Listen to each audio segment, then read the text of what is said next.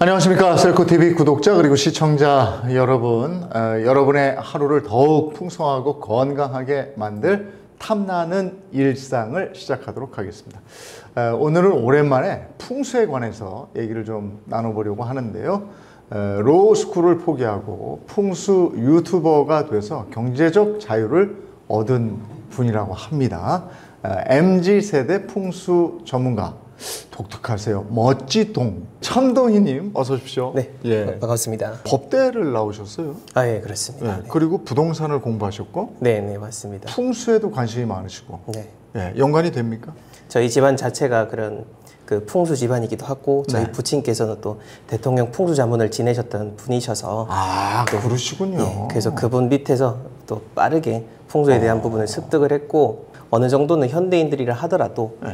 배우면은 내 삶에 실질적으로 도움이 되고 경제적인 부분까지도 네. 큰 도움을 될 수 있다라는 것을 알고 있기 때문에 그래서 또 이렇게 셀코TV에 나와서 알려드리려고 합니다. 풍수에 대한 개념부터 한번 짚어보고 가겠습니다. 풍수 이러는데 풍수의 정확한 정의는 뭡니까? 사전적인 정의부터 간단하게만 말씀을 드리자면은 풍수라고 하면은 이제 예전에 그 중국의 고서인 장경에 보면은 장풍득수란 말이 있습니다. 장풍득수란 말이 이제 바람을 막고 물을 넣는다라는 그런 문맥적인 의미로서 풍수가 그렇게 개념적인 거고. 근데 우리 일반 분들은 이렇게 어렵게 생각하실 필요 없고 그냥 내가 사는 공간과의 관계를 통해서 내가 어떤 곳에서 더 잘 살 수 있는지를 알고 또 그 공간 안에서 살아가는 사람들과 또 어떤 관계를 맺어야 되는지에 대한 종합적인 그런 생활 철학에 대한 부분이라고 생각하시면 좋을 것 같습니다. 생활 철학이다. 네네. 근데 요즘에는 이제 동양뿐이 아니고 서양에서도 풍수를 챙기기 시작했다고 제가 들었거든요. 맞습니다. 네네. 이게 동서를 막론하고 다 세계적으로 적용되는 이치입니까? 그렇죠. 그러니까 풍수라고 하는 거는 기본적으로 사람이 어떠한 공간에서 살 때 더 편안하게 살 수 있는지, 옛날로 돌아갔을 때 그런 우리가 이 역사가 쓰여지기 전에는 그냥 어떤 비바람을 피할 수 있는 그런 땅을 찾는 거에서부터 풍수가 시작됐다라고 보면 되고, 그런 면에서는 세계 어느 공간을 가든 다 동일하게 적용될 수 있는 기본 원리는 있다라고 볼 수가 있고요. 서양 같은 경우에는 사실 그 우리나라보다 훨씬 더 연구가 활발하게 이루어지고 있습니다. 이루어지고 있고, 보통 근데 서양은 중국의 이론을 바탕으로 해서 연구가 이루어지다 보니까 뭐 그렇게 조금 한국인으로서는 안타까운 부분이 있습니다만은 이제 현실은 그렇습니다. 우리도 중국의 영향을 받은 거 아닙니까? 물론 맞습니다. 네. 중국의 영향을 받아왔고 조선 시대까지 그 풍수지리학 자체를 이제 잡과로서 그 과거 시대의 하나로서 그렇게 중국의 고서를 외우고 그걸 통과해야 그렇게 하는 것처럼 중국의 이론은 받았지만은 그렇다 하더라도 중국의 지형이 다르고 우리의 지형이 다르기 때문에 그 이론을 다 적용할 수는 없죠. 우리가 풍수하면 떠오르는 게 수맥 찾는다고. 예. 그 다음에 이제 그 동쪽에 배산임수. 네네, 그렇습니다. 뒤에 뭐 산이 있고 앞에 이렇게 천이 있고. 근데 네. 요즘에는 그게 천이 아니고 이제 도로 뭐 이런 걸로 본다. 이런 건 우리가 알고 있는데, 우리가 그 남향이 집을 지을 때는 좀 남향집이 좋다.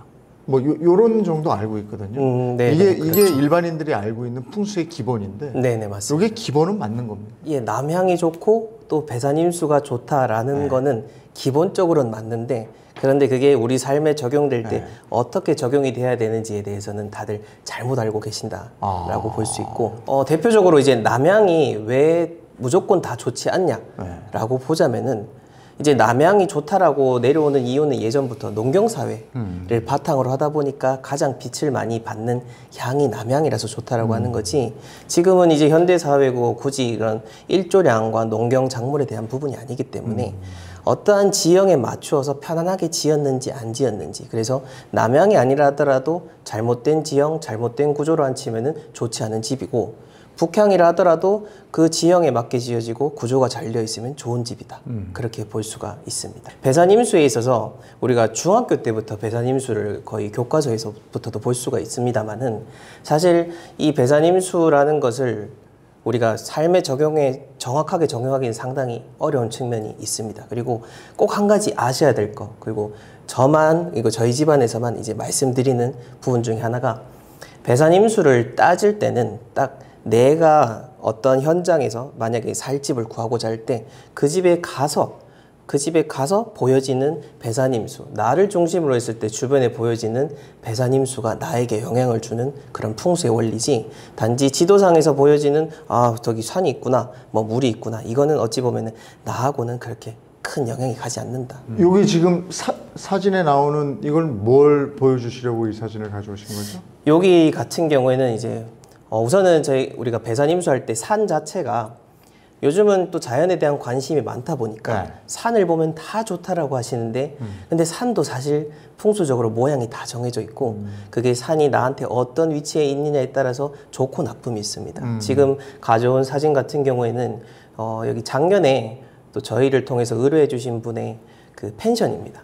펜션에 너무 여기 이제 지으면서부터 사장님이 운영도 잘 안 되고 건강에도 문제가 생기고 여러 가지로 큰 난관이 이제 생기셔가지고 어떻게든 좀 해결해 봐야겠다 해서 찾아갔던 곳인데, 지금 아마 처음 보시는 분들은 잘 모르실 건데 그 펜션 바로 건너편을 찍은 겁니다. 건너편에 보면은 그 양 산 사이에 골짜기가 있습니다. 네. 예, 그 골짜기가 우선은 현실적으로도 골짜기가 있다라고 하면은 골짜기를 통해서 바람이 사람이 사는 집으로 들이치게 됩니다. 냉기가 온다고. 그렇죠. 네, 그렇죠. 그래서 현실적으로도 그런 찬 바람을 맞게 되고 우리가 눈에 보이지 않는 그런 운에 대한 부분에 있어서도 그 사람이 운영하는 거에 큰 영향을 준다라고 볼 수가 있습니다. 예. 산에 골짜기에 있는 곳 근처에 집을 지을 때는 그런 걸 좀 조심을 해야 되겠네요. 그렇죠. 앞에서 골짜기가 있는 것도 그렇고 뒤에 있는 것도 그렇고 양옆에 있는 것도 그렇고 예, 다 그걸 잘 따져봐야 되는 겁니다. 골짜기는 피해라. 무조건 피하는 게 좋습니다. 그러면 이제 지금 그 대전 쪽에 사시니까 네네네. 그 계룡산을 보면 예. 거기에 도인분들이 그 도 닦으러 계룡산 그쪽으로 가시잖아요. 예. 근데 그것도 계룡산의 다른 쪽이고 네네네. 그 관광객이 가는 계룡산 저쪽 그 절 있는 쪽, 동학사 있는 쪽. 네네네. 맞습니다. 그쪽은 또 그냥 관광객이 다니거든요. 네네. 그 산도 또 이쪽 저쪽에 따라서 차이가 있는 것 같더라고요. 네, 정확한 지적이십니다. 산도 앞이 있고 뒤가 있습니다. 네. 그래서 산 앞쪽이라고 했을 때는 이제 우리가 이렇게 산이 이렇게 둘러싸여 있을 때 이 안쪽이 앞쪽이라고 보는 거고 이 등날 뒤로 하면은 뒤쪽으로 보는데 앞쪽으로 해야 이제 이 산세를 중심으로 해서 기운이 모이는 곳이다라고 볼 수가 있는 거죠. 한강변 보이는 아파트가 요즘 각광을 받잖아요. 그렇죠. 한강 뷰. 네. 이게 뭐 굉장히 각광을 받고 이제 요즘에는 뭐 공원 뷰 뭐 이런데 대표적으로 용산 이쪽에서 한강이 보이는 쪽. 네네. 뭐 딱 솔직히 얘기하면 이촌동, 네네, 서빙고 그렇죠. 이쪽이죠. 네네. 마포도 그렇습니다. 마포도 용강동 쪽으로 해서 이쪽은 한강이 쫙 보이거든요. 네네. 그리고 강남에서는 북쪽으로 한강을 쫙 봐요. 이런 데는 어떻습니까? 이런 데가 아파트 값도 비싸고 막 이렇던데. 사실 이 강남이라는 곳이 어찌 보면 풍수적으로 참 오묘한 곳 중에 하나입니다. 네. 오묘한 것 중에 하나가 사람이라는 존재가 자연을 놓고 봤을 때 명당을 만들지는 못하지만은 자연의 명당을 파괴할 수 있는 그런 힘을 가진 게 사람이고, 또 우리가 지금 강남이 어떻게 집값이 막 오르고 엄청나게 이런 부가 모이는 그런 대표적으로 한다라는 것도 사람들 지금 우리의 어떤 시류에 따라서 잠시 일시적으로 모이는 그런 의미일 수는 있습니다. 한강을 놓고 봤을 때도 우리가 지금 한강 주위로 모여 있는 것 자체가 예전부터 뭐 의미가 있으니까 그런 것도 있을 거고요.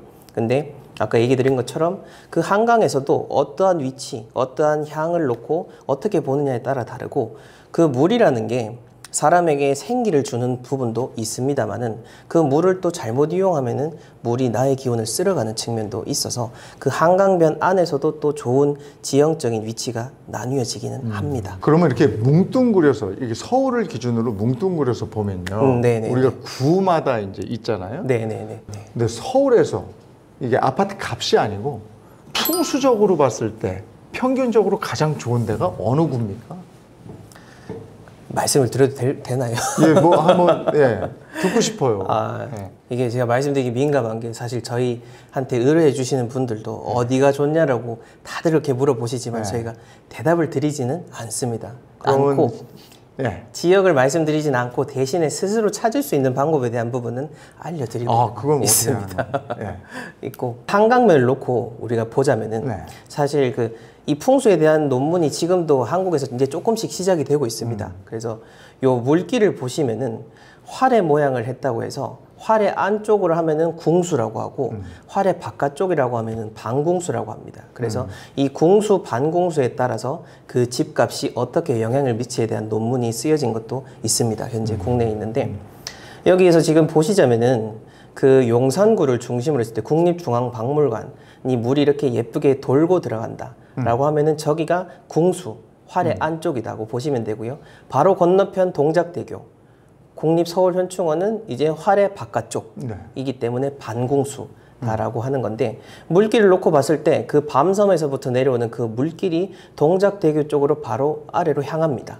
그러면서 동작대교 있는 지역에 있는 기운을 모아주지 못하고 쓸어간다라는 측면으로 볼 수가 있습니다. 그래서 저쪽은 반궁수기 때문에 어느 정도는 그 건너편의 궁수에 있는 지역보다는 못할 확률이 높다라고 볼 수 있는데 제가 지금 말씀드린 원리는 한강에도 적용이 되지만은 이런 큰 천이나 강을 물고 있는 다른 지역에도 보면은 유사한 형태가 나타나긴 합니다. 이제 서쪽도 그렇고 동쪽도 그렇고 한강을 이렇게 S자로 굽이치니까 네네네. 거기서 궁수 지역과 반궁수 지역을 찾아보시면 그 재미가 또 있을 것도 같습니다. 네. 어쨌든 이런 기본 풍수 이런 걸 잘 알고 있으면 그래서 우리 일상에 적용을 하면 삶이 확실히 나아지는 건가요? 그렇죠. 맞습니다. 그렇기 때문에 저도 확신을 가지고 이렇게 풍수를 공부를 하고 사람들에게 풍수에 대한 것을 알려드리고 또 컨설팅을 해드리고 있는 거죠.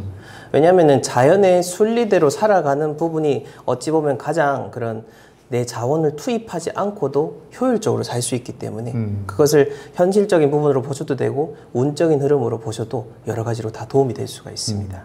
그러면 이것이 풍수라는 것이 우리가 이제 투자하고 네네. 뭐 이러는 것에도 다 활용이 되는 겁니까? 그렇습니다. 네.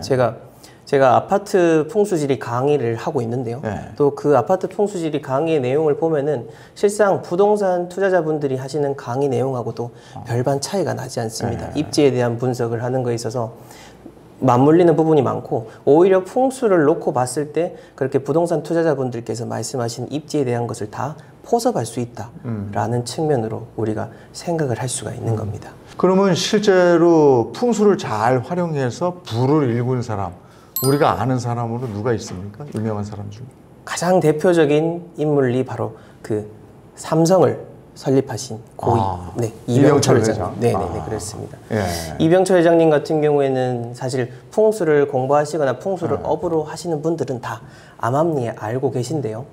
이병철 회장님이 항상 옆에 두시던 풍수 전문가분들이 또 계셨다라는 이야기가 있고요. 사람 뽑을 때도 누가 옆에 있다고 그러더니 그러니까 그러니까 사옥을 짓거나 공장을 짓거나 할 때도 풍수 전문가가 있었군요. 맞습니다. 그 사람을 보시는 전문가가 따로 있으셨고요. 이제 그분을 통해서 관상을 보고 우리 회사에 배신을 할지 안 할지를 따지셨고 또 터를 보면서 거기 뭐 공장을 짓든 호텔을 짓든 다 연관을 지어서 확인하셨는데 그 중에 대표적인 곳이 에버랜드고요. 네, 명당에서 놀고 계신 겁니다. 네, 에버랜드 가면 네, 그런 것도 있고 신라 호텔, 신라 호텔 역시나 거기에 맞춰서 터를 정하고 입지를. 저도 그 얘기는 들었어요. 그 신라 호텔 주변. 그렇죠. 네. 그 길 건너가 바로 동국대고. 네네네. 그쪽이 그 옛날에 이제 우리나라 최초의 사교 클럽이었다는 데도 거기 있고. 네네. 그쪽이 다 명당이긴 해요. 거기 큰 또 호텔 하나 있잖아. 하얏트 호텔. 예, 맞습니다. 그쪽이 명당에 드는 겁니까? 거기 부자들도 많이 살고. 네, 그렇죠. 어찌 보면은 예전에 부자였던 분들은 이미 다 잘 알고 있었기 때문에 모여든 거다라고 볼 수가 있고, 근데 이런 사례는 굳이 우리나라뿐만 아니라 해외에서도 볼 수가 있는데, 특히나 서구는 어쨌든 우리나라보다는 합리주의를 표방하는 나라임에도 불구하고 그 서구 사회의 대표적인 인물 중에 하나인 그 트럼프 전 대통령. 트럼프는 부동산 업자니까. 그렇죠. 트럼프 전 대통령 같은 경우에도 실제로 부동산 사업을 할 때 자신이 가장 중요하게 생각했던 것은 풍수지를 통해서 입지를 보는 것이다 라고 이야기를 할 만큼 그 입지에 대한 부분을 삶의 투자에서 활용을 했고요. 또 디테일하게 어떤 풍수 인테리어에 대한 부분도 그 유명한 그 축구 스타인 베컴의 부인인 빅토리아 베컴도 자신의 자녀들의 방을 꾸밀 때 풍수 전문가를 통해서 방을 꾸미기도 했고 또 빌 게이츠 그 MS의 빌 게이츠도 네. 중국의 지사를 설립할 때 중국의 그 풍수 전문가를 통해서 그래요? 네, 설립을 했었습니다. 야, 이거 들을수록 재밌네. 네. 이번 시간에는 그러면 터가 좋은 명당에 대해서 한번 구체적으로 얘기를 나눠보도록 하죠. 네. 터가 좋은 명당, 어떻게 뭐부터 봐야 됩니까? 그러니까 우리가 터가 좋다라고 하는 거는 살기 좋으냐에 대한 부분도 있을 거고요. 아니면은 또 부동산에 관심이 많으신 분들은 어떤 투자하기 좋으냐라는 부분을 또 나눌 수 있겠지만은 어쨌든 그 두 부분 다 맞물려 있는 부분이 더 크기 때문에 그런 터에 대해서 아는 것이 실생활에 더 큰 도움이 될 것 같습니다. 그 제가 보기에는 네네네. 그 조선을 건국하고 네네. 정도전이 무학대사와 함께 터를 잡았잖아요. 네, 맞습니다. 개성에서 서울로 도읍을 옮기고 제일 좋은 땅에 경복궁을 졌을 거란 말이에요. 그러면 경복궁이 제일 좋은 터 아닙니까? 아무리 좋은 터라고 하더라도 그 안에서 또 건물을 어느 향으로 짓느냐에 따라서 거기에 운이 또 결정이 되는 겁니다. 예를 들어서 지금은 정확하게 경복궁이 남향으로 지어져 있습니다. 네. 남향으로 지어져 있고 그 향에 대한 논쟁이 크게 있었지만은 궁극적으로 이제 저희 입장에서 봤을 때는 자연 지형에 맞게 짓는다라고 하면은 뒤에 있는 산을 놓고 볼 게 아니라 옆에 있는 인왕산, 서북 쪽에 있는 인왕산을 뒤에 등지고 그래서 남동 쪽으로 바라봤을 때 가장 자연지형에 맞게 지어졌을 거다라는 판단이 됩니다. 잘 지어야 된다라고 하는 게 그런 나라에 대한 건물도 다 포함이 되고 여러 가지 회사 사옥도 공장도 모든 게 다 맞춰서 지어야 되지 맞춰서 짓지 않으면은 아무리 좋은 지역이라 하더라도 그 아까 제가 배산임수를 말씀드렸던 것처럼 위치를 어떻게 하느냐에 따라서 나에게 좋았던 산이 해로운 산으로 바뀔 수가 있는 겁니다. 그래서 지금 경복궁터는 남향으로 짓게 됨으로 인해서 뒤에서 내려오는 그 나쁜 살기를 바로 받게 되는 거죠. 청와대 터는 어땠습니까? 청와대 개방을 하고 저도 가봤습니다. 네. 가봤는데 뭐 역시나 우리의 현대사가 파란만장했던 것처럼 네. 청와대 터도 네, 그렇게 좋진 않다. 청와대도 그렇고 진물을 보시는 청와대 터도 그렇고 거주하시는 공간도 두 곳이 다 좋지 않았었습니다. 그랬구나. 네네네. 그러면 지금 옮긴 저 용산터는요? 진무 용산터 같은 경우에는 건물로만 놓고 봤을 때는 그나마 지금의 청와대보다는 좋다라고 볼 수 있습니다. 그래요. 그러면 이제 요즘 강남 하니까 네. 강남은 보시기에 어때요? 살기 좋은 터입니까? 아니면 사기 좋은 터입니까? 기운이 센 곳이다 보니까 그거 기운을 잘 받도록 하면은 더 크게 잘 될 수 있고 기운을 잘못 받도록 하게 되면은 더 크게 망할 수 있는 자리가 그 센 사람이 살아야 되겠네요. 그러면. 센 사람도 그렇고 집도 세게 잘 지어야죠. 그러면 실제로 그 터가 좋아서 자손 대대로 잘 되는 그런 예가 있습니까? 예, 있습니다. 있고 지금까지 남아 있는 곳 중에 하나가 이제 터가 좋아서 잘 된 곳은 대구 인근에 있는 육신사라는 곳도 있고요. 옥골 마을이라는 곳도 있습니다. 옥골 마을 같은 경우에는 기본적으로 저희가 직접 현장에 갔을 때도 거기 문화해설사분이 계신데 거기 경주 최씨 거기 집성촌입니다. 아, 최부잣집 거기 얘기하는 거예요? 최부잣집하고는 다른 곳인데 다른 경주 최씨의 집성촌인데 그때 수백 년 전에 그 최씨 한 분이 잘 집을 짓고 마을을 만든 덕분에 지금까지도 후손이 살고 그 후손들이 연금을 받는다라는 소문이 있습니다. 그만큼 누군가 집을 하나 잘 짓는다라는 게 대대손손 영향이 갈 수 있다라는 건데 근데 또 이거와 또 반대로 우리가 한 가지 더 생각을 해봐야 될 거는 경주 최부잣집 같은 경우 우리가 다 잘 알지 않습니까? 그래서 많은 풍수 공부하시는 분들이 현장 답사 지역으로 딱 선정을 해서 가긴 합니다만은 근데 실질상 그 경주 최부잣집에 가보게 되면은 그 최부잣집 터는 그렇게 명당터라고 할 수는 없습니다. 그러니까 흉당은 아니지만은 어떤 그렇게 큰 부를 누릴 만한 건 아닌데 다만 우리가 여기서 주목해야 될 거는 그 경주 최부잣집에서 그 내려오는 육훈이라는 게 있습니다. 자손들에게 항상 알려주던 그 육훈. 맞아요. 큰 부를 지키기 위해서 사람의 댐댐이가 돼야 된다라는 그 부분을 잘 보여주고 있는 거고 그 명당과 사람이 함께 조화가 되어야 된다라는 측면을 우리는 여기서 생각을 해볼 수가 있는 겁니다. 서울 수도권에 많이들 들어오고 싶어 하시니까. 네네. 근데 서울 수도권만 해도 이게 집이 뭐 어마어마하잖아요. 집이라고 하기에는 대부분 아파트죠. 맞습니다. 아파트가 어마어마한데 그 중에서 명당을 찾는다면 어떤 조건을 먼저 봐야 됩니까? 딱 한 가지는 머릿속에 기억해 두실 만한 것 중에 하나가 제가 이름을 붙인 건데 등받이의 의자의 법칙이라는 게 있습니다. 사람도 등받이 의자에 앉으면 편안한 것처럼 네. 우리가 사는 집도 그렇게 살아있는 유기체라 생각을 하고 등받이 의자, 편안한 의자에 앉히면은 그만큼 편안한 기운을 내뿜고 거기 사는 사람들도 편안해진다라는 측면인데, 모든 집을 볼 때 그런 어떤 내가 살 집을 의자를 기준으로 해서 볼 수가 있습니다. 그리고 풍수의 그런 입지를 선택하는 원리 중에 하나인 전조후고, 앞이 낮고 뒤는 높은 거, 이것 역시나 의자에 대입을 해보면 우리가 명확히 이해를 할 수가 있는 거죠. 그래서 뒤에 등받이가 이렇게 등받이로서 산이 아주 잘 받쳐주고 있다 하면은 좋은 입지라고 볼 수가 있습니다. 아까 이제 아파트, 요런 아파트가 명당 자리다 했으면 반대가 있을 거 아니에요? 요런 아파트 자리는 피해야 된다는. 네네네, 맞습니다. 네. 어떤 네. 게 있습니까? 좋은 땅을 찾기는 어렵지만은 나쁜 땅을 피하는 거는 생각보다 조금 더 쉽다고 보시면 되고, 지금 제가 말씀드리는 그 포인트들을 잘만 기억하시면은 바로 또 실생활에 이용하실 수도 있을 건데, 아까 등받이 의자의 법칙을 역으로 활용한다라고 생각하시면 됩니다. 우리가 등받이 의자라고 했을 때 앉아있는 여기 바닥도 평평해야 되죠. 근데 이 평평한 게 아니고 땅을 깎아버리는 거죠. 땅이 깎아버려서 기본적으로 편안해야 될 입지, 편안해야 될 기온을 해친 곳.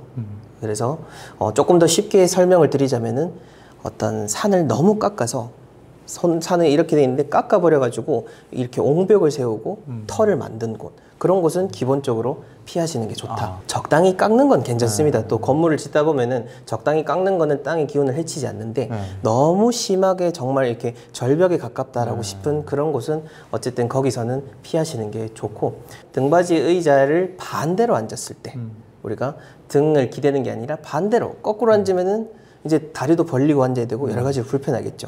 집도 마찬가지입니다. 그래서 아파트는 베란다를 기준으로 보시면 되는데 베란다를 기준으로 앞뒤가 나뉩니다. 그래서 베란다 앞으로 해서 앞쪽이 높이 이렇게 산이 딱 막고 있다라고 하면은 그거는 숲세권이 아니라 내 인생을 막는 산이다라고 보시면 되고, 내가 앉아 있었던 곳이 예를 들어서 이 의자에 내가 앉기 이전에 누군가 어떤 좀 뭔가 지저분한 사람 혹은 조금 더 극단적으로 죽은 사람이 앉았던 자리다 하면 찝찝하겠죠. 마찬가지로 집도 그렇습니다. 내가 지어진 아파트가 예전에 어떤 공동묘지였던 거나 어떤 혐오시설이 있었던 땅이었다 하면은 기본적으로 좋은 기운을 받기는 어렵다라고 볼 수 있습니다. 그리고 제가 전에 한번 어디 나가봤더니 그 동네 주변으로 큰 송전탑들이 막 지나다녀요. 예, 맞습니다. 그 네. 전기가 막 지나다니는 데라 그렇죠. 그런데 좀 곤란하겠다 싶더라고요. 송전탑 자체가 해롭긴 한데 그게 어느 쪽에 있느냐에 따라서 조금은 다릅니다. 그래요? 산에 앞뒤가 있는데 산에 넘어서, 나는 산 안쪽에 있고 산 너머에 있는 등날에 송전탑이 꽂혀 있다라고 하면은 그렇게 뭐 염려하실 정도는 아니다라고 볼 수 있습니다. 그리고 같은 아파트 단지라도 그 동들이 이제 배치가 돼 있잖아요. 네네네. 근데 요즘에는 새 아파트들은 어쩜 이렇게 닭장처럼 줘요? 빼곡하게. 네네네. 이거 더 많이 지려고 그런 건 이해를 하겠는데 너무 그렇더라고요. 그럼 그것도 이제 어떤 그 동에 요건 피해야 될 동, 요거는 뭐 요런 건 사야 될 동 뭐 이런 게 있지 않겠습니까? 예, 맞습니다. 실제로도 저희가 현장에 나가면 그거를 가려서 좋은 동을 선택을 해드리는데 요즘에는 아파트를 지을 때 다 타워형으로 짓는 경우가 상당히 많아서 오히려 예전에는 이렇게 탁탁탁탁 전부 다 남향을 기준으로 성냥갑처럼 지어서 서로 치는, 공격하고 그런 게 없었습니다.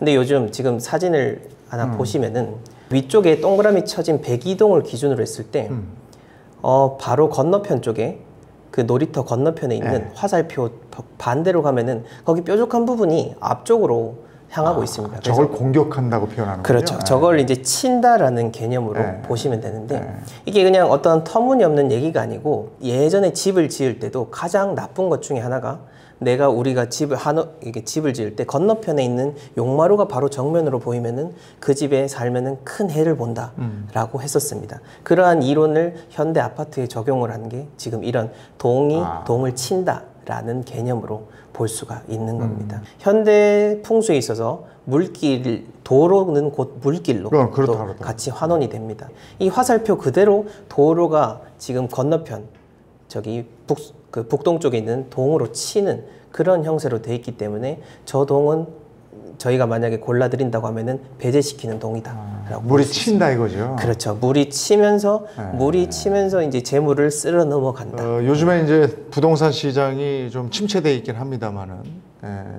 올해 이사를 가려고 하시는 분들도 계실 텐데 이분들이 새로 집을 구하실 때 이런 점만은 명심하세요. 뭐 지금 쭉 말씀을 해주셨습니다만은 뭐 이런 방향은 좀 피하세요. 뭐 이런 건 뭐가 있겠습니까? 일반인 분들이 풍수에 대해서는 잘 생각하지 않지만은 방향에 대해서는 또 많이 또 민감하게 생각하는 분들이 많습니다. 많아서 말씀을 드리자면은 삼살 대장군 방향이라는 게 있습니다. 삼살 대장군이요? 네네. 삼살 방향 대장군 방향인데 삼살 방향 대장군 방향이라고 하면은 그냥 각각 어른들이 앉아 계시는 방향이다. 그래서 어른들이 앉아 계신 곳에 내가 앉으면은 혼내는 것처럼 그렇게 생각하시면 됩니다. 그래서 그쪽 방향으로 가면은 좋지 않은 운을 받기가 쉽다라고 볼 수 있고, 이 삼살 대장군 방향은 순환을 합니다. 대장군 방향은 3년에 한 번씩 시계 방향으로 동서남북 돌아가고요. 삼살 방향은 1년에 한 번씩 반시계 방향으로 돌아갑니다. 동서남북을 했을 때 2023년을 기준으로 하면은 삼살 방향은 서쪽, 대장군 방향은 북쪽. 예, 이렇게 되고. 그럼 연도에 따라서 그게 바뀐다는 거예요? 예, 그렇습니다. 이렇게 순환하기 때문에 요즘은 아까 제가 말씀드렸던 그 순환대로 돌아가기 때문에 계산하셔도 되고 검색해 보시면은 딱 연도별로 정리가 다 되어 있습니다. 근데 지금 이제 우리가 풍수 얘기를 하고 있는데 지금 많은 분들이 풍수는 땅의 기운, 네네. 하늘의 기운이 접합된 거잖아요. 네, 맞습니다. 근데 지금 아파트 공중에 떠가지고 살고 있는데 예, 지금 예. 막 20층, 30층 뭐 어떤 경우는 막 5, 60층 되는 곳에서 맞습니다. 하늘에 둥둥 떠서 살고 있는데 그렇죠. 로얄층이라는 것이 대부분 보면 뷰 좋고 뭐 또 탑층이라고 그래가지고 뭐 펜트하우스. 펜트하우스 있고 네네네. 그게 좋은 겁니까? 풍수적으로는 전혀 좋지 않습니다. 근데 또 이렇게 얘기 드리면 아마 그렇게 얘기하실 겁니다. 잘 사는 사람들은 다 높은 층에 살고 글쎄. 펜트하우스는 진짜 돈 많은 분들이라고 생각하겠지만은 제가 이제 이렇게 얘기 드리는 분들한테 말씀드리는 거는 우리는 항상 부자의 단면만을 보고 산다. 그리고 그 사람들이 일순간 돈이 많아서 그렇게 잠깐 잘 살지는 모르겠으나 그렇게 나쁜 곳에 갔을 때 받는 운은 언젠간 내 몸에 축적이 되고 또 발현이 되게 돼 있다.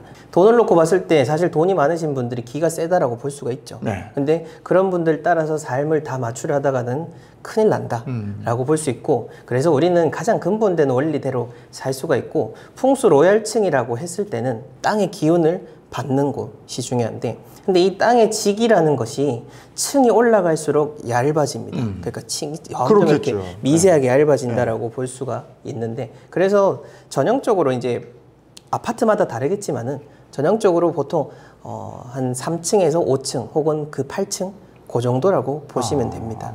네. 근데 그게 그 현장마다 차이가 있는 거는 그 주변에 산이 감싸고 있는 높이에 따라서 그 차이가 있다고 볼 수 있습니다. 산이 그거보다 높은 산이 있으면 지기가 거기에 미친다는 거예요? 맞습니다. 저희가 실제로 감정을 했던 곳 중에 하나도 그 16층에 가봤는데, 우리가 현실적으로 생각하면 16층이 높은 층이기 때문에 어떻게 막 좀 지기가 없다라고 생각할 수 있겠지만은 실제로 지기를 측정했을 때 지기가 돌더라고요. 근데 왜 도냐 봤더니 그 16층 바깥으로 봤더니 멀리서, 그러니까 멀지 않은 곳에서 산들이 각각 그만큼 올라붙었던 곳이었습니다. 그리고 이사할 때 이사 날짜 따져요. 네네, 맞습니다. 근데 요즘 같은 때 무슨 손 없는 날이 필요한가 저는 그 생각이 들거든요. 무조건 손 없는 날 이사를 가면 좋다라고 하는 인식은 잊으시는 게 맞습니다. 그죠? 자연의 이치상. 손 없는 날이 중요한 게 아니고 태기를 하시는 게 중요한데, 우리가 이 태기를 한다는 의미가 뭐냐면은 이제 모든 자연에 대한 그 개념을 나만, 이제 사람만 살아있는 게 아니고 모든 공간과 자연 자체를 다 살아있는, 같이 공감하는 존재다라고 생각했을 때, 우리가 새 집에 가면은 우리가 누군가에게 이제 처음 봤을 때 실례합니다라고 하는 것처럼 새 집에 갈 때 노크를 한다라는 개념으로 그렇게 보시면 됩니다. 그래서 자연스럽게 들어갈 수 있는 좋은 날을 택하는 것, 그게 태길의 진짜 의미라고 생각하시면 됩니다. 그건 어떻습니까? 옛날에는 내 집이 땅도 밟고 이러니까 그 집이 내 집이고 고향 같은 게 있었는데 아파트는 자꾸 옮겨 다니는 사람들이 있어요. 그렇죠. 네. 어떻습니까? 아파트 주택 나뉠 거 없이 좋은 집이면은 오래 살아도 되고요.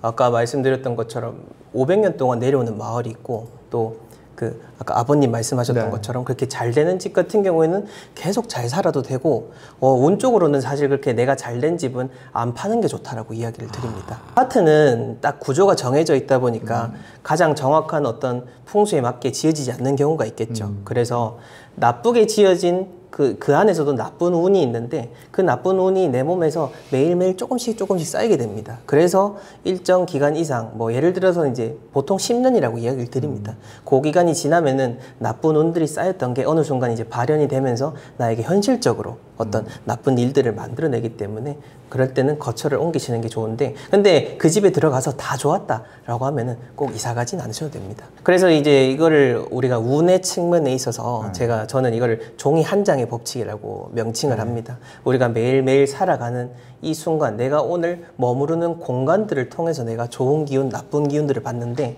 내가 좋은 곳에서 계속해서 머무르면은 매일매일 당연히 좋은 기운을 쌓아가겠죠. 근데 그게 하루 이틀은 모릅니다. 근데 3달, 1년, 10년이 됐을 때는 어느 순간 큰 차이를 벌어지게 되는 거죠. 그래서 우리가 좋은 공간을 선택하는 게 중요하다.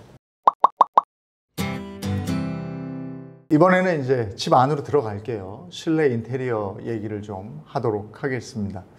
먼저 궁금한 게 만약에 집을 잘못 골라서 터가 안 좋다. 근데 터가 안 좋으면 그 안을 좀 어떻게 꾸며서 터가 좋은 상태로 만들 수는 없는가? 가능하겠습니까?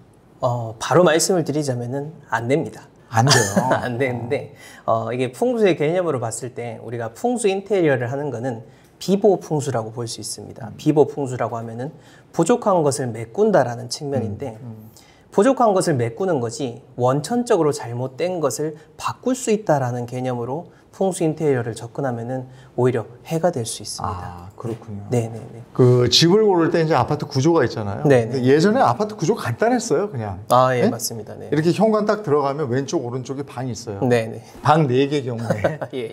그러면 이렇게 오른쪽 왼쪽에 있고 요쪽에 화장실 하나 있고 네네네. 예, 왼쪽으로 거실이 있고 오른쪽으로 이제 부엌 들어가는 데가 있죠. 네. 근데 요즘에는 또 구조도 복잡하더라고요, 보니까 아파트 구조가. 맞습니다. 예. 네. 그게 예전에는 이렇게 딱딱 판상형으로 지어졌는데 예. 지금은 타워형으로 짓다 보니까 뭐 딱 직사각형이 아니라 뭐 세모나기도 하고 다양하거든요. 네. 다양한데 그래서 더더욱 예전보다는 집 구조를 더 잘 살피셔야 된다라고 볼 수 있습니다. 우리가 여기서 지금 생각해 볼 수 있는 거는 기운이라는 측면을 먼저 머릿속에 생각을 해야 됩니다. 그 집안에서도 각각의 예를 들어서 거실만의 기운이 있고요. 침실만의 기운이 있고 화장실만의 기운이 있습니다.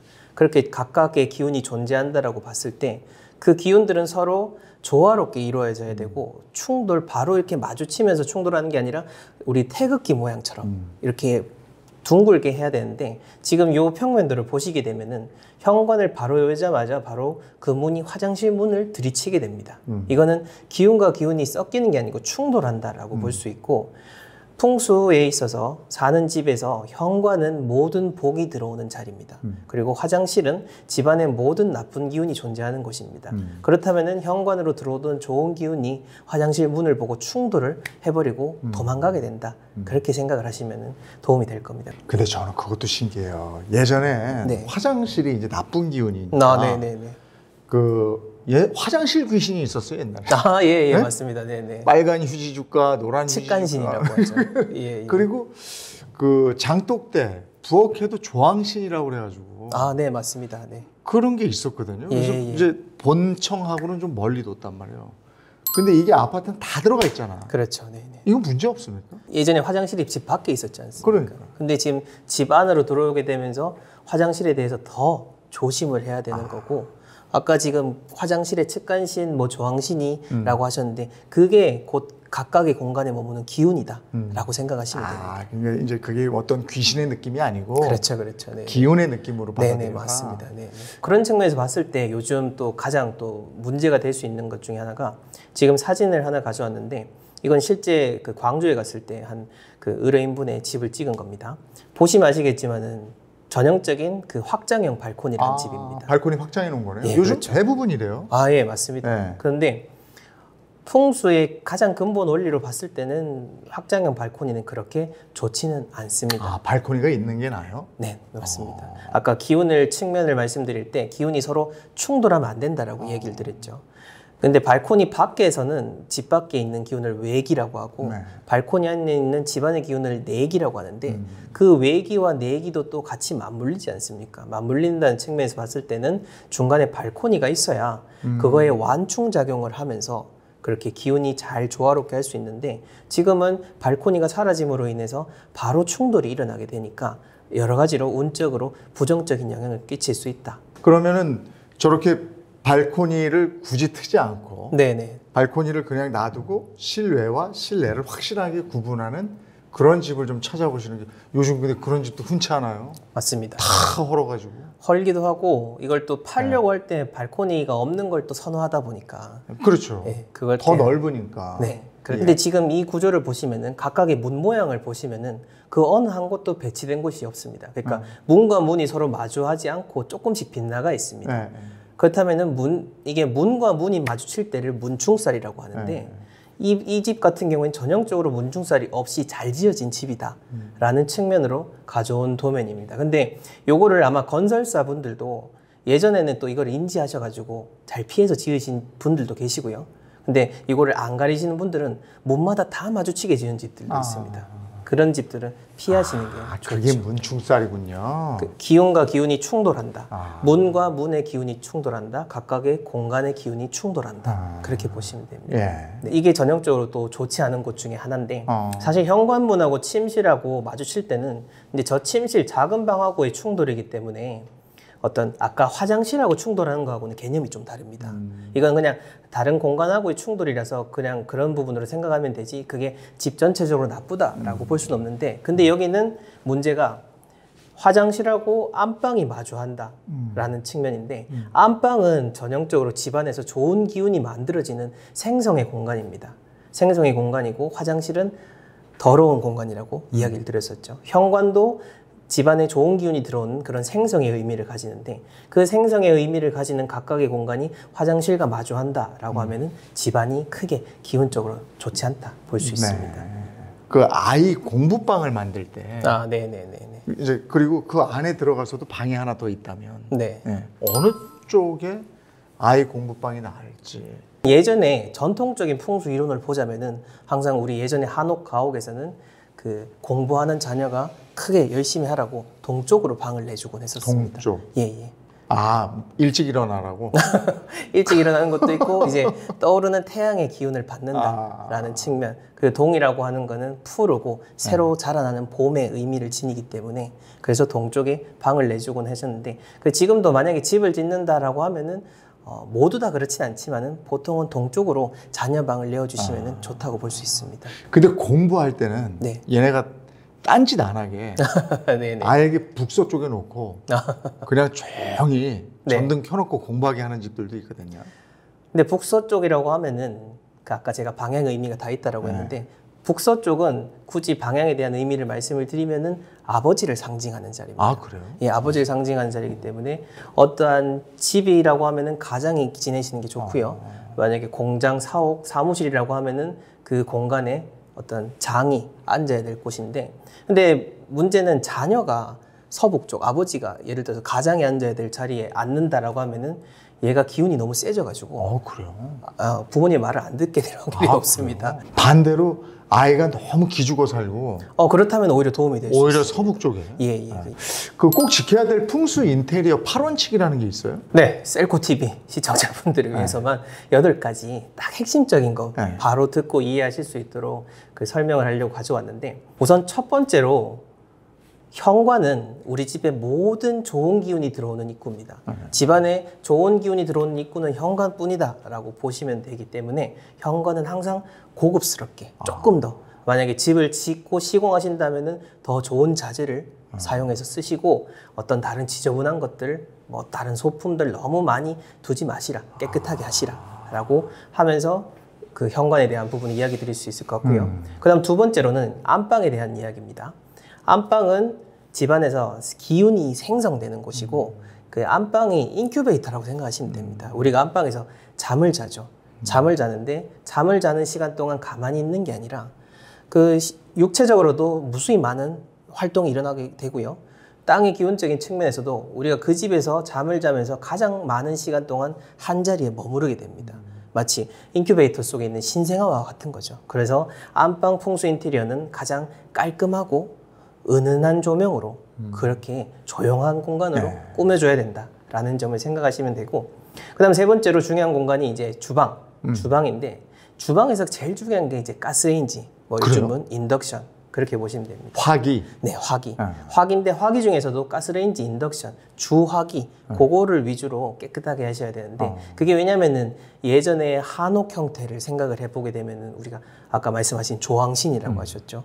그 조항신이라고 하고 집안에 그 쌀가마니, 그 쌀을 짓는 가마솥, 이 자체가 우리 그 집에 사는 사람들에게 그 영양분을 공급하는 그렇죠. 주그거기 때문에 재물운과 가장 연관이 되어 있고, 현대 가옥으로 넘어오면서부터는 가스레인지다라고 생각하셔서 돈 들어오면 좋겠다 싶을 때 이렇게 매일 닦아주시면 좋습니다. 네, 그 되고, 그다음 네 번째로는 거실인데, 거실은 현대에 들어오면서부터 생겨난 그 공간의 개념입니다. 우리 예전에는 거실이라는 개념이 없었죠.